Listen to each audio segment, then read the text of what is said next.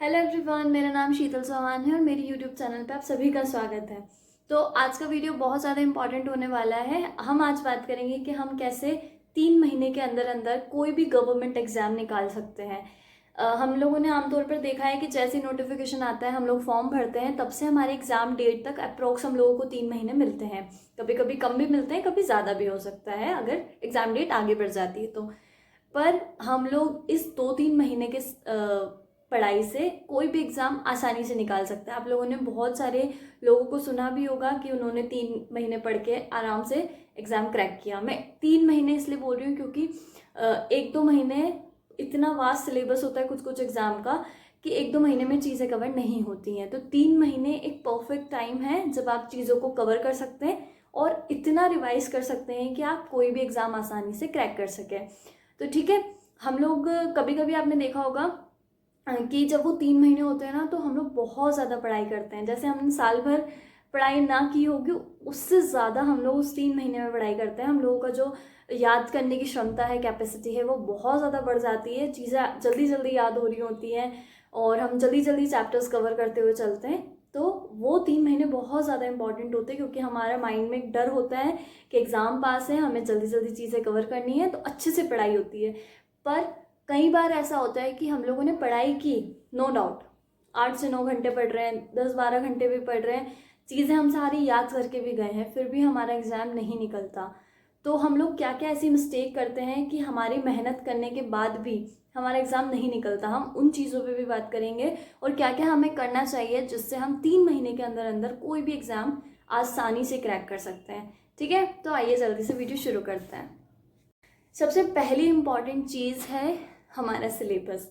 आप लोगों ने जितने भी वीडियोस इससे पहले देखे होंगे, डेफिनेटली वो लोग बोलते हैं कि आप जिस भी एग्ज़ाम को देने जा रहे हैं पहले उसका सिलेबस पढ़ लो। तो दिस इज़ वेरी इंपॉर्टेंट यार कि सबसे पहले ना आप इस वीडियो को पूरा देखने से पहले मुझसे एक प्रॉमिस कीजिए कि जो जो मैं चीज़ें बोलूँगी ना, अगर आप सच में एग्ज़ाम क्रैक करना चाहते हैं तो वो करेंगे, आप उन चीज़ों को डेफिनेटली करेंगे। मेरे साथ भी ऐसा हुआ कि मैंने बहुत सारे वीडियोज़ देखे और वो बोलते थे कि ऐसा ऐसा करो, पर मैंने वो चीज़ें नहीं की। अब रिग्रेट होता है कि काश मैं वो चीज़ें कर लेती तो पहले ही चीज़ें आसानी से क्रैक हो जाती। ठीक है, तो जो मिस्टेक मैंने की है ना, प्लीज़ आप लोग वो मत करना। आप लोग जैसे ही वीडियो देखें वैसे ही ये सारी चीज़ें करें। हम लोग अपने एक्सपीरियंस के साथ आपको चीज़ें बताते हैं। अगर कोई वीडियो बना रहा है तो डेफिनेटली उसके पास वो एक्सपीरियंस होगा, उसने वो सारी चीज़ें खुद पर पहले आजमाई होगी, उसी के बाद आपको बता रहा है। तो जब कोई चीज़ एक्सपीरियंस के साथ बता रहा है तो प्लीज़ उस पर विश्वास कीजिए और वीडियो तभी देखिए जब आपको उस पर विश्वास हो और आप वो चीज़ें करें। ठीक है, तो सबसे पहले आपको करना है कि सिलेबस, जो भी एग्ज़ाम आप देने वाले हैं उसको सिलेबस का प्रिंट आउट निकलवा के लाना है। सिर्फ मोबाइल में नहीं देखना है, मुझे प्रिंट आउट चाहिए। ठीक है, और प्रिंट आउट जैसे आप सिलेबस निकाल के लाएंगे, प्रिंट आउट उसके आगे एक टॉपिक है, उसके आगे आपको 2 बॉक्स बनाने हैं। एक में कि कंप्लीट हुआ है या नहीं, और रिवीजन हुआ है या नहीं, प्रैक्टिस हुआ है या नहीं, ऐसे 3 बॉक्स बनेंगे उसी टॉपिक के आगे। अगर मान लीजिए हम MPPSC पर्टिकुलर की बात करें तो हमारे पास 10 यूनिट है। 10 यूनिट के आगे आपको 3 बॉक्स बनाने हैं कि ये यूनिट हमारी कंप्लीट हुई है या नहीं, ये यूनिट हमारी रिवाइज हुई है या नहीं, और ये यूनिट पे हमने प्रैक्टिस की है या नहीं। प्रीलिम्स की बात करें तो ऑब्जेक्टिव हमने लगाए हैं कि नहीं इनफ उस यूनिट पे। ठीक है, तो ऐसे 3 बॉक्स आपको बनाने, सिलेबस का प्रिंट आउट निकलवा लिया, ऐसे 3 बॉक्स उसके आगे बना लिए। और अब आपको देखना है कि एग्जाम से पहले आपके टिक हो जाने चाहिए वो तीनों बॉक्स हर यूनिट में। ठीक है, आप कोई भी एग्जाम दे रहे हैं, आपको प्रिंट आउट निकलवाना है अपने सिलेबस का और उसके आगे ऐसे ही 3 बॉक्स बनाने हैं कि वो चीज़ मैंने किसी भी एक किताब से, अच्छी किताब से, अप्रोक्स सभी किताबों में फैक्ट्स लगभग सेम होते हैं, फिर भी मैं बता दूंगी। जैसे मेरा MPPSC है तो मैं उसकी किताबें आपको अच्छे से बता दूंगी कि कौन सी बहुत ज़्यादा अच्छी है, परफेक्ट है, उसको पढ़ लिया तो बस उसके बाहर कुछ नहीं पढ़ना है। उसके बाहर कुछ आता है तो फिर किसी को भी नहीं आता है। ठीक है, तो वो आपने पढ़ ली है किताब उस एक यूनिट के लिए, उस पर रिविजन कर लिया है और उस पर प्रैक्टिस कर ली है। ठीक है, ये 3 बॉक्स अगर हमारे कंप्लीट हो जाते हैं 10 यूनिट के लिए, MPPSC पर्टिकुलर, और आप कोई भी एग्जाम दे रहे हैं तो उसके लिए अगर आपने 3 बॉक्स पर टिक लगा लिया तो आधे से ज़्यादा काम आपने कर लिया है। ठीक है, तो सबसे पहले आपको सिलेबस लाना है। सेकेंड इंपॉर्टेंट चीज़, अपने रिसोर्सेज लिमिटेड रखना है। अगर कोई एक पर्टिकुलर टॉपिक है तो उसके लिए आपको सिर्फ एक ही बुक पढ़नी है। 3-4 किताबें मत पढ़ना, पहले अच्छे से स्क्रॉल कर लो, जो भी एग्ज़ाम देने वाले हो उसके वीडियोस देख लो कि कौन सी बुक अच्छी है, मार्केट में कौन सी नई आई है। एक बार खुद जाकर स्टेशनरी पे जाइए, पेज को पलट के देखिए कि कौन सी मेरे लिए ज़्यादा अच्छी रहेगी। अगर मुझे स्टोरी वाइज पढ़ना पसंद है तो मुझे लेंदी बुक पसंद होगी। अगर मैं जल्दी जल्दी चीज़ों को याद करना चाहती हूँ तो जो फैक्ट वाली बुक्स आती हैं पतली सी छोटी सी, मैं उसको प्रेफर करूँगी।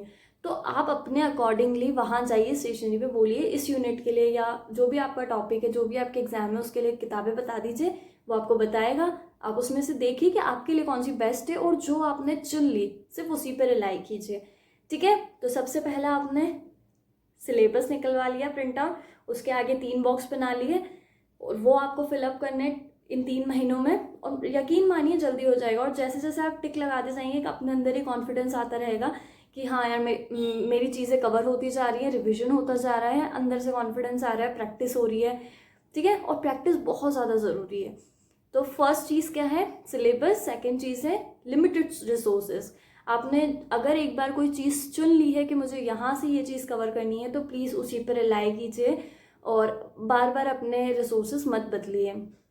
एक बार नहीं निकला, अगर आप दूसरी बार उसी को पढ़ के देंगे ना तो आपको चीज़ें ज़्यादा अच्छी याद हो जाएंगी और चीज़ें आपके एग्ज़ाम डेफिनेटली क्रैक होगी। अगर मार्केट में वो बुक है तो कुछ ऐसे ही नहीं बना दी होगी ना, तो उस पर विश्वास कीजिए, जो भी आपका रिसोर्सेज है उस पर विश्वास कीजिए और उसी को बार बार पढ़िए। ठीक है, तो रिविजन, थर्ड इंपॉर्टेंट चीज़ है रिविजन। आपको मल्टीपल टाइम रिविजन करना है। जब आपके पास रिसोर्सेज कम होंगे ना, मेरे पास ये 3 महीने में क्या होता था ना, अगर मैंने इतनी मोटी बुक पढ़ी है किसी भी सब्जेक्ट के लिए तो मैं उसके शॉर्ट नोट्स तैयार कर लेती थी ताकि लास्ट के मंथ में मुझे उतनी मोटी बुक देखनी ही ना पड़े, क्योंकि मुझे वो देख के ही डर लग जाएगा कि इतनी मोटी है, पढ़ना है, कब रिवाइज होगा, कब सारी चीज़ें होंगी। तो मैं उसके शॉर्ट नोट्स बना लेती थी जो भी इंपॉर्टेंट चीज़ें हैं, ताकि मुझे सिर्फ उतनी पतली सी ही बुक को बार बार पढ़ना हो। और मेरे पास हमेशा से मेरी आदत रही है कि मैं अपने हैंड रिटन नोट्स ज़रूर बनाती हूँ, क्योंकि वो चीज़ें मुझे जल्दी याद भी हो जाती हैं। तो मेरा नेक्स्ट पॉइंट यही है इम्पॉर्टेंट कि अगर आप चीज़ों को लिख लेंगे अपने हाथों से तो डेफिनेटली वो आपको याद हो जाएंगी। तो कभी भी नोट्स बनाने से घबराना मत। जैसे ही आपने कोई बुक पढ़ी, आपको जो भी इंपॉर्टेंट चीज़ें लगती हैं और वो इंपॉर्टेंट चीज़ें आपको पता चलेंगी प्रीवियस ईयर क्वेश्चन से। तो सबसे पहले क्या करना है, सिलेबस निकाल के लाना है, 3 बॉक्स बनाने हैं, प्रीवियस ईयर क्वेश्चन पढ़ने हैं ताकि आपको समझ में आए कि मुझे इस किताब में से पढ़ना क्या है, पूछते क्या है। ठीक है, तो सारे प्रीवियस ईयर क्वेश्चन की बुक लेकर आएंगे, सबसे पहले उसे लगाएंगे। कोई भी किताब पढ़ने से पहले उस बुक को लगा लेना।